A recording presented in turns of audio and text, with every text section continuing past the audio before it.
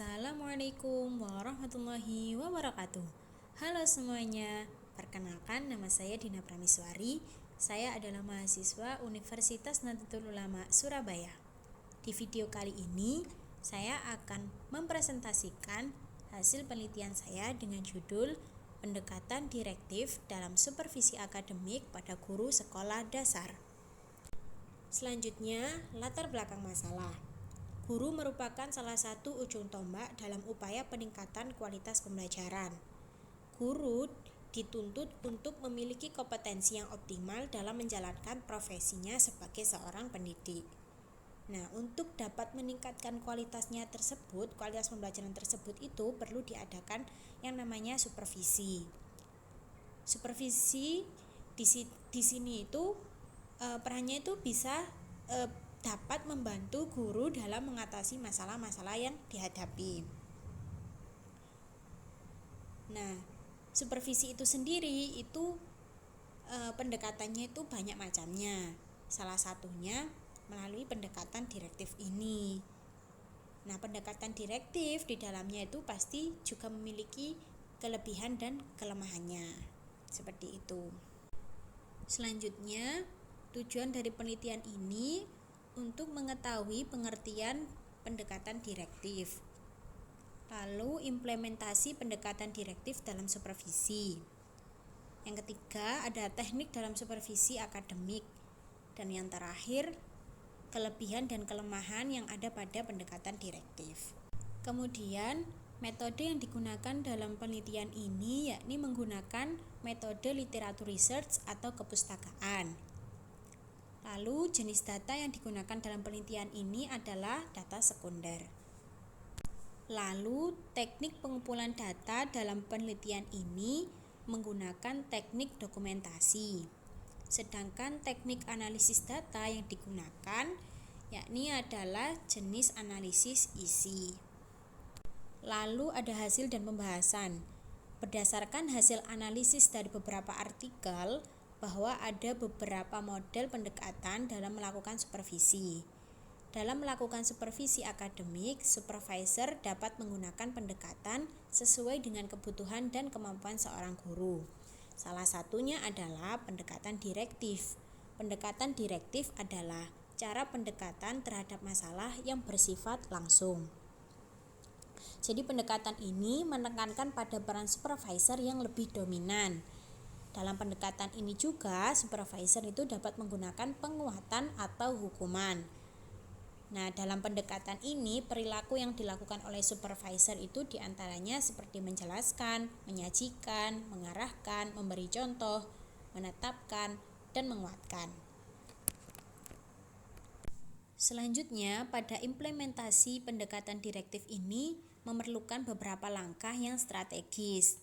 Di antaranya itu yang pertama, melakukan analisis kebutuhan guru sebelum melakukan supervisi.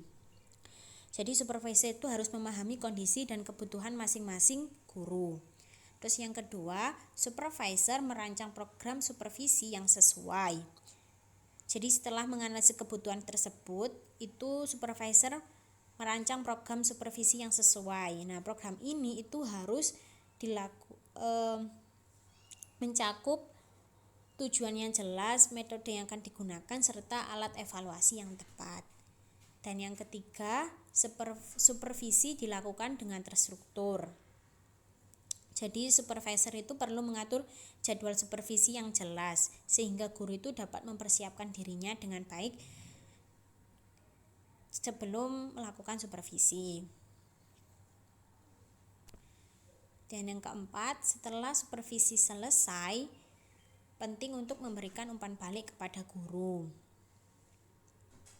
Nah, memberikan umpan baliknya ini disampaikan dengan cara yang konstruktif, jadi mencakup pujian atas hal-hal yang yang baik, serta saran untuk perbaikan. Dan yang terakhir adalah evaluasi. Jadi evaluasi dari proses supervisi ini harus dilakukan yang bertujuan untuk menilai efektivitas pendekatan direktif yang telah diterapkan. Nah, dari hasil evaluasi tersebut dapat digunakan untuk melakukan perbaikan di masa mendatang, sehingga proses supervisi itu dapat berlangsung lebih efektif. Seperti itu. Dalam supervisi akademik itu sendiri, ada beberapa teknik yang dapat dilakukan. Nah, secara garis besar itu terdapat dua teknik, yakni teknik supervisi individual dan teknik supervisi kelompok.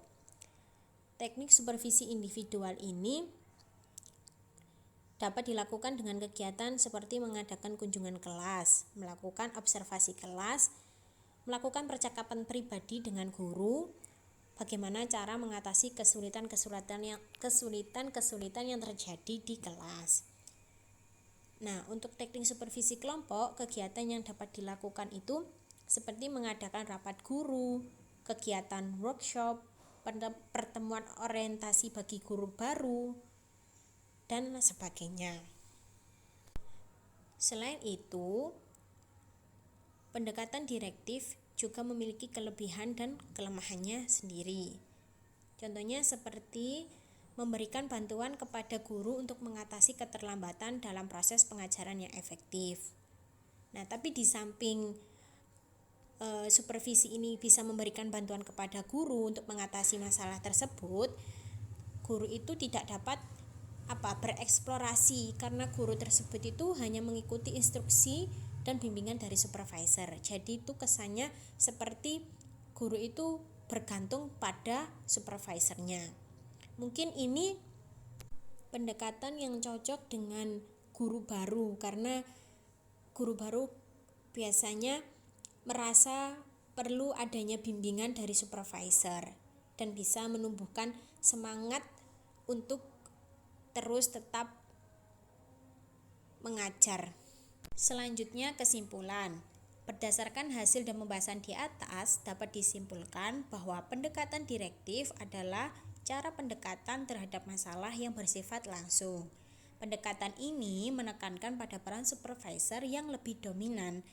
Dalam pendekatan ini juga, supervisor dapat menggunakan penguatan atau hukuman. Nah, dalam supervisi akademik itu ada beberapa teknik yang dapat dilakukan. Tetapi secara garis besarnya itu ada dua teknik yang dapat dilakukan oleh supervisor, yakni ada teknik supervisi individual dan teknik supervisi kelompok. Pendekatan direktif dalam supervisi ini memang terlihat sederhana, akan tetapi selalu dalam supervisinya itu pasti ada kelebihan dan kekurangannya. Seperti itu. Sekian presentasi dari saya mengenai pendekatan direktif dalam supervisi akademik pada guru sekolah dasar. Terima kasih. Wassalamualaikum warahmatullahi wabarakatuh.